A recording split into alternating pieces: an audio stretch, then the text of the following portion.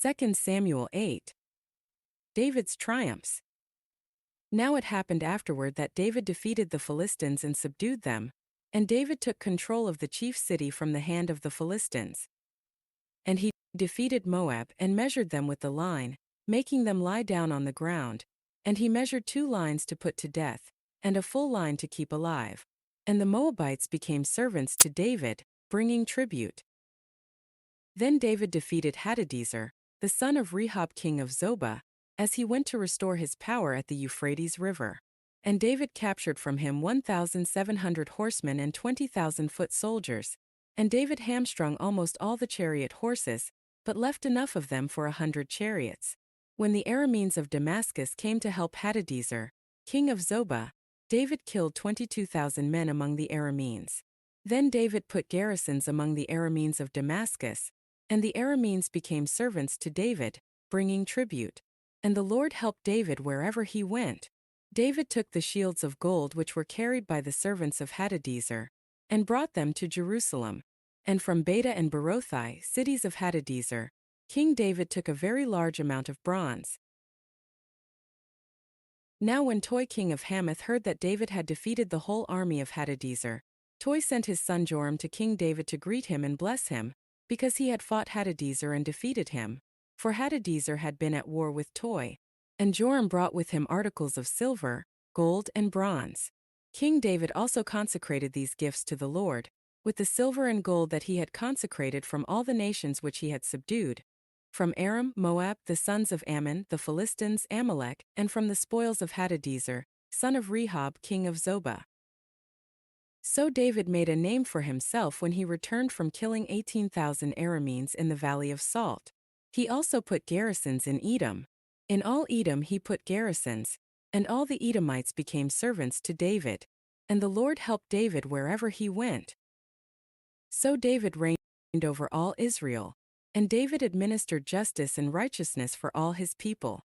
Joab the son of Zeruiah was commander over the army, and Jehoshaphat the son of Ahilud was secretary. Zadok the son of Ahitub and Ahimelech the son of Abiathar were priests, and Sariah was scribe. Benaiah the son of Jehoiada was over the Cherethites and the Pelethites, and David's sons were chief ministers. 2 Samuel 9. David's kindness to Mephibosheth.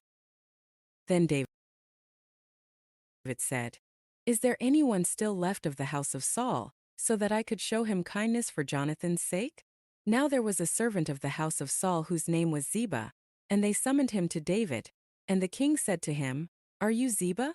And he said, "I am your servant." Then the king said, "Is there no one remaining of the house of Saul to whom I could show the kindness of God?" And Ziba said to the king, "There is still a son of Jonathan, one who is disabled in both feet." So the king said to him, "Where is he?" And Ziba said to the king, "Behold, he is in the house of Machir the son of Ammiel in Lodabar."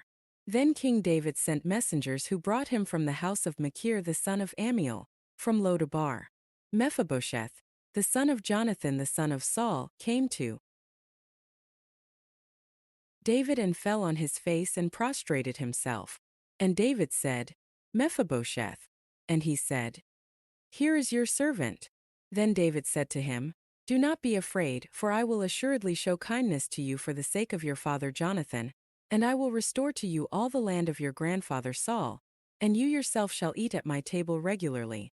Again he prostrated himself and said, "What is your servant that you should be concerned about a dead dog like me?" Then the king summoned Saul's servant Ziba and said to him, "Everything that belonged to Saul and to all his house I have given to your master's grandson. You and your sons and your servants shall cultivate the land for him, and you shall bring in the produce so that your master's grandson will have food to eat. Nevertheless Mephibosheth, your master's grandson, shall eat at my table regularly."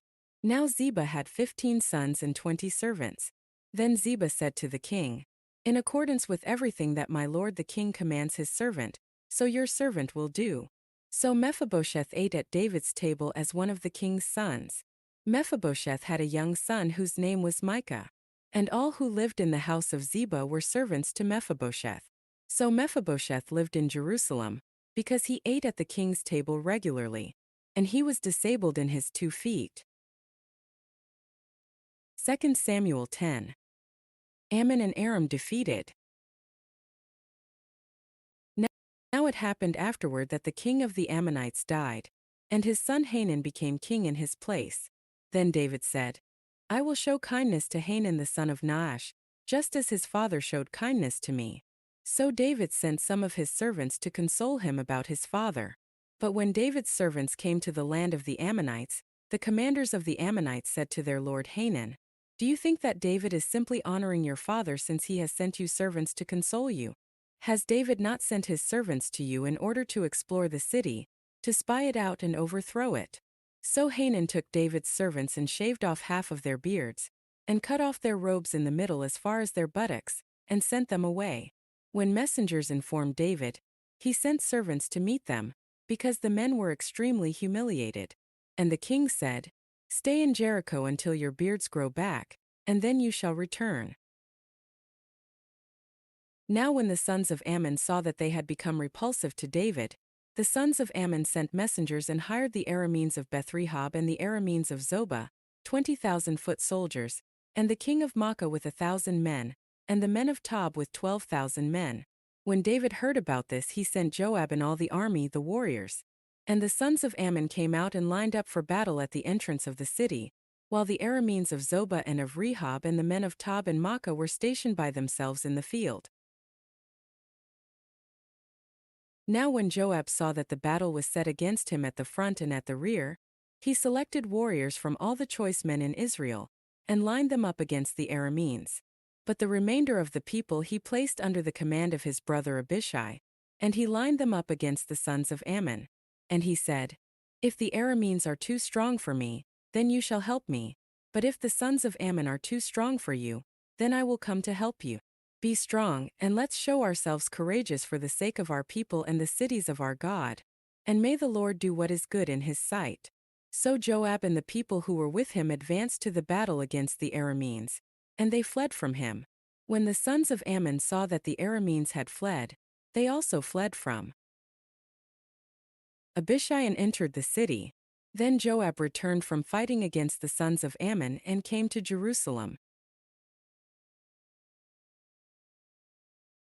When the Arameans saw that they had been defeated by Israel, they assembled together. And Hadadezer sent word and brought out the Arameans who were beyond the Euphrates River, and they came to Helam, and Shobach the commander of the army of Hadadezer led them. Now when it was reported to David, he gathered all Israel together and crossed the Jordan, and came to Helam. And the Arameans lined up against David and fought him. But the Arameans fled from Israel, and David killed 700 charioteers of the Arameans and 40,000 horsemen, and struck Shobach the commander of their army, and he died there. When all the kings, servants of Hadadezer, saw that they had been defeated by Israel, they made peace with Israel and served them. So the Arameans were afraid to help the sons of Ammon any more. 2 Samuel 11. Bathsheba, David's great sin. Then it happened in the spring, at the time when kings go out to battle, that David sent Joab and his servants with him and all Israel, and they brought destruction on the sons of Ammon and besieged Rabbah. But David stayed in Jerusalem. Now at evening time David got up from his bed and walked around on the roof of the king's house, and from the roof he saw a woman bathing, and the woman was very beautiful in appearance. So David sent servants and inquired about the woman. And someone said, Is this not Bathsheba, the daughter of Eliam, the wife of Uriah the Hittite? Then David sent messengers and had her brought, and when she came to him, he slept with her. And when she had purified herself from her uncleanness, she returned to her house. But the woman conceived, so she sent word and informed David and said, I am pregnant. Then David sent word to Joab, Send me Uriah the Hittite. So Joab sent Uriah to David.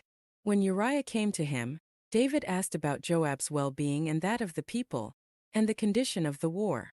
Then David said to Uriah, Go down to your house and wash your feet. So Uriah left the king's house, and a gift from the king was sent after him. But Uriah slept at the door of the king's house with all the servants of his lord, and did not go down to his house. Now when they informed David, saying, Uriah did not go down to his house, David said to Uriah. Did you not come from a journey? Why did you not go down to your house? And Uriah said to David, The ark and Israel and Judah are staying in temporary shelters, and my lord Joab and the servants of my lord are camping in the open field. Should I then go to my house to eat and drink and to sleep with my wife? By your life and the life of your soul I will not do this thing. Then David said to Uriah, Stay here today also, and tomorrow I will let you go back. So Uriah remained in Jerusalem that day and the day after. Now David summoned Uriah, and he ate and drank in his presence, and he made Uriah drunk. And in the evening Uriah went out to lie on his bed with his lord's servants, and he still did not go down to his house. So in the morning David wrote a letter to Joab and sent it by the hand of Uriah. He had written in the letter the following: Station Uriah on the front line of the fiercest battle and pull back from him, so that he may be struck and killed.